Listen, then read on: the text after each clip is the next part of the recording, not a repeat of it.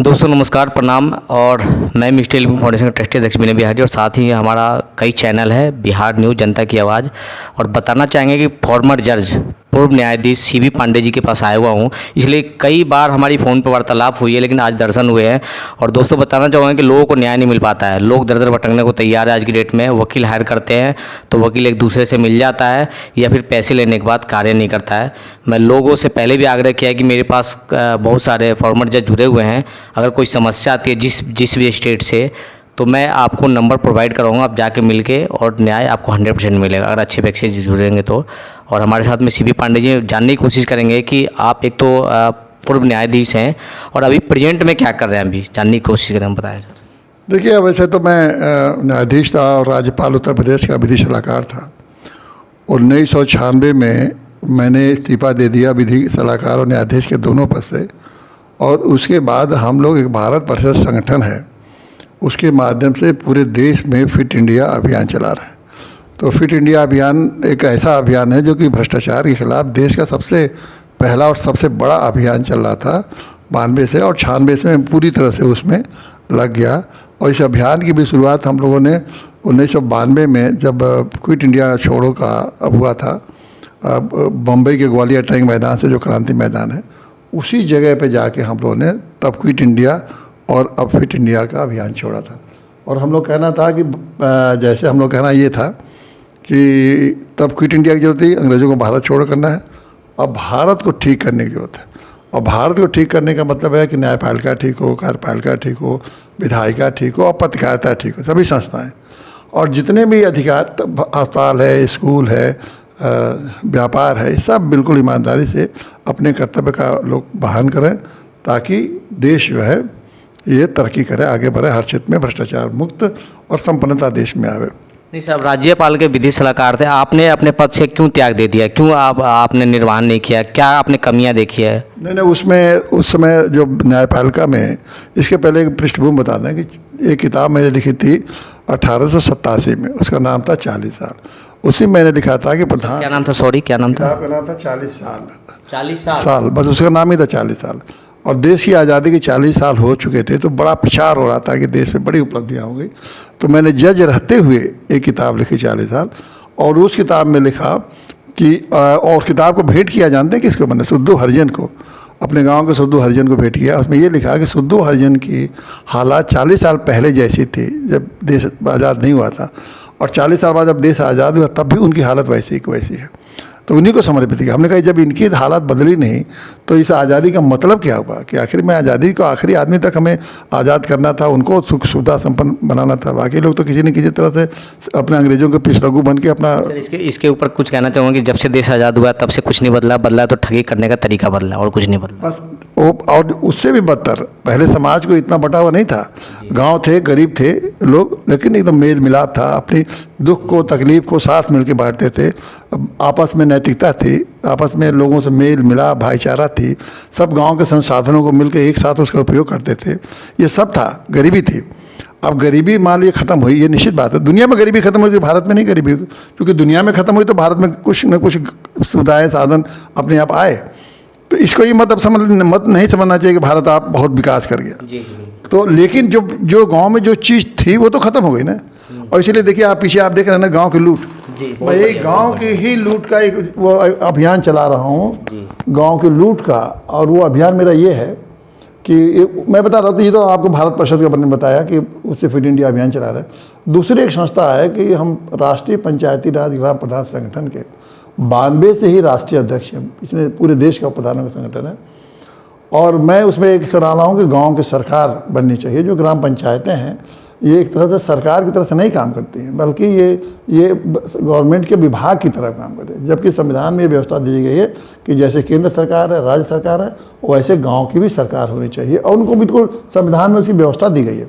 उनके लिए 29 विभाग दिए गए हैं अलग से संविधान में, उनके लिए फाइनेंस कमीशन की व्यवस्था की गई है, चुनाव आयोग बनाया गया है, बिल्कुल उसी तरह से जैसे राज्य और केंद्र सरकार।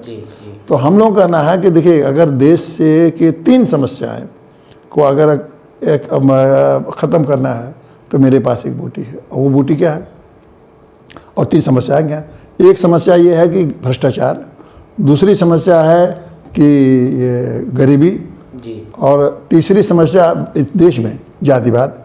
हमने कहा अगर इस तीनों चीज़ों को ख़त्म अगर करना है, अब ये पिछले जब से देश आज़ाद हो तब से समस्या खत्म बनी हुई है कि भ्रष्टाचार, जातिवाद, गरीबी। हमने कहा उसकी एक ही बूटी है कि गांव को पूर्ण रूप, जैसे गांधी जी कहते थे, स्वराज दे दीजिए, उस गांव को गणतंत्र बना दीजिए, जो संविधान भी चाहता है कि गांव में सरकार अपनी खुद की सरकार हो।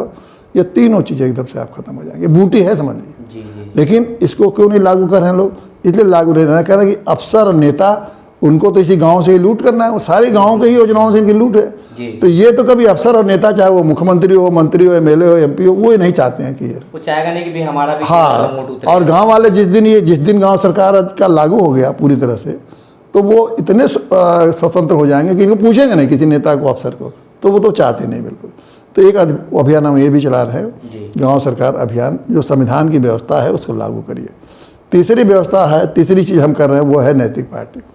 देखिए समाज में जो सबसे बड़ी दिक्कत आई आज़ादी के बाद, वो हमारे मूल्यों में इतना गिरावट आई, इतनी पर अगर हम लोग तो गांव के रहने वाले हैं, आपका भी गांव से रहने वाले होंगे, जानते होंगे परिवार में आपस में कौन पिता, भाई, बंधु, समाज, अगल बगल, पड़ोसी के प्रति एक हमारी मर्यादा थी, एक संबंध था। उसके बाद हम लोग कोई जल्दी झूठ नहीं बोलता था। अच्छा, आपको याद होगा गाँव में लोग कहते थे भाई हम अपने माँ की कसम खा रहे हैं। अगर माँ की कसम खा लिया तो कभी झूठ बोलता ही नहीं था। ये है भारत के मूल्य। पिता की कसम खा लिया तो भूल नहीं, बेटे की कसम तो अगर कोई औरत खाती ही नहीं। अब तो सर हम किसी घर में प्रवेश करते हैं तो देखते हैं कि बाप अलग बैठा है, बेटा अलग बैठा है, मोबाइल में लगा हुआ है, राइट, चला रहा है। तो अब ये देखिए जिस देश की ये मर्यादा, अनपढ़ हमारे जो देश के अनपढ़ लोग हैं, पॉलिटिशियन, वो देश को चला रहे हैं, और जो पढ़े लिखे लोग हैं फेसबुक चला रहे हैं। अब ये जो जिस देश की ये मर्यादा कि अपने बेटे की, अपने पति की, अपने माँ की, अपने पिता की कसम खा के कहते थे कि हम झूठ नहीं बोल रहे हैं, वहाँ आज देखिए सब झूठ पड़े, तीन तिगड़म, किसी कोई परवाह नहीं करा।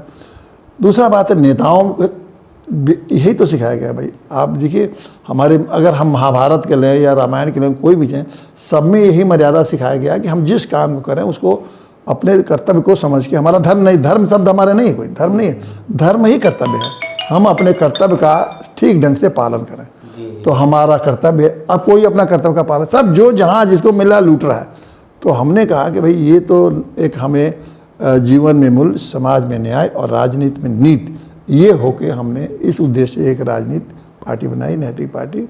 उसके भी माध्यम से 2010 से हम लोगों को, अपने लोगों को ऐसे चुनते हैं जो कि नैतिकता के आधार बनाकर चुनाव में लड़ते हैं। पार्टी से क्या 2024 में अभी हाँ, वो भी लड़ेगी, हरदम लगातार हम लड़ रहे हैं एमपी से। तो धीरे धीरे हम अपनी बात पहुंचा रहे हैं लोगों तक। लेकिन देखिए दिक्कत हम लोगों के जो पार्टी के छोटे पार्टियों के साथ सबसे बड़ा दिक्कत है वो एक चुनाव आयोग का धोखा। चुनाव आयोग हम लोगों के साथ बड़ी धोखेबाजी करता है। हर बार चुनाव आयोग करता क्या है कि हम लोग चुनाव चिन्ह बदल देता है। अब नैतिक पार्टी जब 2012 में पहला चुनाव लड़े, जब 10 में बने, 12 में, तो झाड़ू चुनाव चिन्ह था हम लोग का। अब वो झाड़ू चुनाव मेरा रहता, बताइए, जिसको खूब प्रचारित किया मैंने, और उसके बाद 13 चुनाव हुआ तो मुझे उसको दे दिया।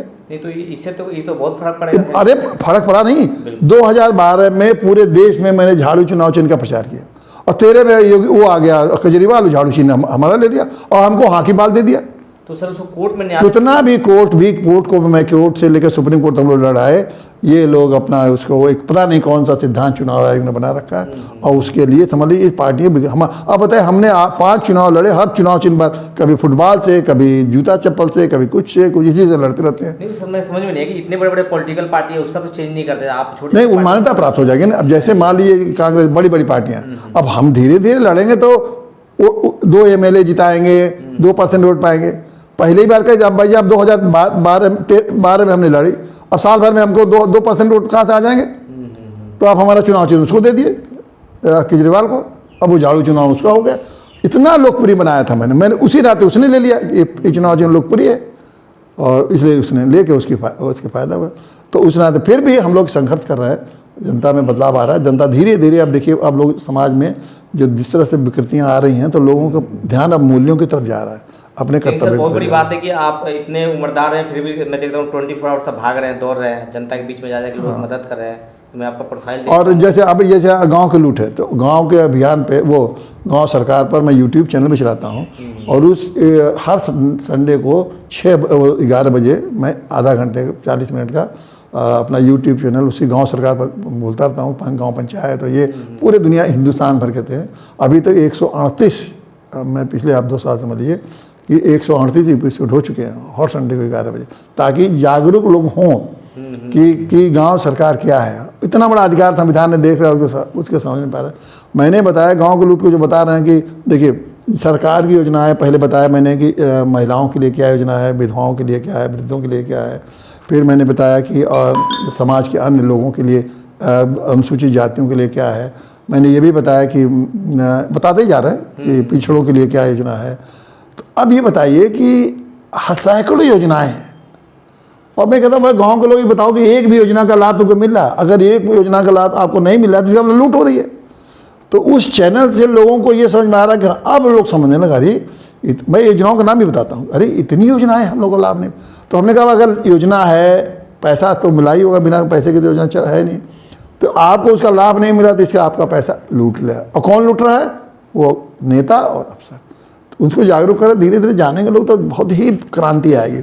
और ये गाँव में एक बार लोग जान जाएंगे अपने अधिकारों को ना, तो गाँव में का गणतंत्र या गाँव स्वराज कहिए, गाँव स्वतंत्र कहिए, गाँव सरकार कहिए, नाम कुछ भी दीजिए, पूरा अधिकार, न्याय व्यवस्था उनके हाथ में होगी, सुरक्षा व्यवस्था उनके हाथ में होगी। सरकार ने जो संविधान 29 विभाग दिए हैं उसकी भी शिक्षा का, स्वास्थ्य का, जितने उनके हाथ में होगी। देखिए गांव 5 साल में कहां से कहां पहुंच जाएंगे, समझिए। नहीं, बिल्कुल सही कह रहे हैं। इसलिए कि सर आप देख रहे हैं कि आजकल क्या है कि किसी आदमी को न्याय नहीं मिल पा रहा है, गरीब आदमी, कमज़ोर आदमी, वो तुरंत ट्विटर पर ट्वीट करता है कि फलाना मुखिया, फलाना जो भी है XYZ। तो कहीं ना कहीं लोग जागरूक हो रहे हैं और आपके जो कार्य हैं बहुत ही सराहनीय है। नहीं, अब ये न्यायालय वाला बात बताता है। चौथी बात ये था कि 3 बात मैं बता दी, चौथी बात ये है कि जब से मैं वकालत मैंने छोड़ दिया था, इसे मतलब जजी 96 में, उसके बाद मैं उसमें आ गया, सामाजिक काम में, फिर वकालत 2000 शुरू किया। 2002 से लेकर आज तक मैंने कम से कम सैकड़ों PIL दाखिल किए, और PIL के माध्यम से बड़े सारे सामाजिक समस्याओं को और लोगों की समस्याओं को, और सूचना के अधिकार वालों को, सूचना का अधिकार जो नहीं है, राइट टू इन्फॉर्मेशन के पूरे उत्तर प्रदेश और देश भर के केजरीवाल मुझे मिल चुके थे, इसी संदर्भ में मिल चुके हैं। अच्छा। इसी संदर्भ में कि चूँकि मैं सूचना अधिकार के लिए फ्री मुकदमा करता हूँ, तो उनका फ्री मुकदमा मतलब वो एक्सपेंडिचर 4-5-6 हज़ार रुपया जो देते हैं, और उनकी फीस नहीं चार्ज करता। तो केजरीवाल खुद लेके आए थे हमारे, उसमें वो चीफ मिनिस्टर नहीं थे। अच्छा। कि आप हमारा काम करिए, और आप, मुझे मालूम हुआ कि उत्तर प्रदेश में आप सूचना के अधिकार में बहुत काम कर रहे हैं और हम लोगों के लिए फ्री करते हैं, हमें काम करिए। तो उनके भी कुछ काम किए कि उनके लोगों के यहाँ जो लखनऊ में थे, और सूचना के अधिकार के लोगों को आज भी आज आपकी CM केजरीवाल जी से वार्तालाप होती है? नहीं, नहीं, हम गए भी नहीं। वो आए थे, हमको सूचना के अधिकार में, मेरा वो काम है, मुझे कोई उनका राजनीतिक रुचि उनमें थी नहीं। मेरा वो काम था कि मैं सूचना के अधिकार में आज भी करता हूँ। केजरीवाल तब तो आए थे, हमको 2012 वगैरह में समझ लीजिए, तो तब मैं उनसे 12 मिले थे हमको। आज भी मैं सूचना का 12 के बाद जो 20-22 साल तो हो गया ना, ये 23 साल 10-12 साल सूचना का अधिकार वाले आते हैं, धड़ल्ले से आते हैं मेरे पास तमाम मुकदमे। मैं उनके हाई कोर्ट में, नीचे नहीं, हाई कोर्ट में उनका मुकदमा करता हूँ, और वही वो नॉमिनेट 5-6 हज़ार रुपये वो देते हैं कि।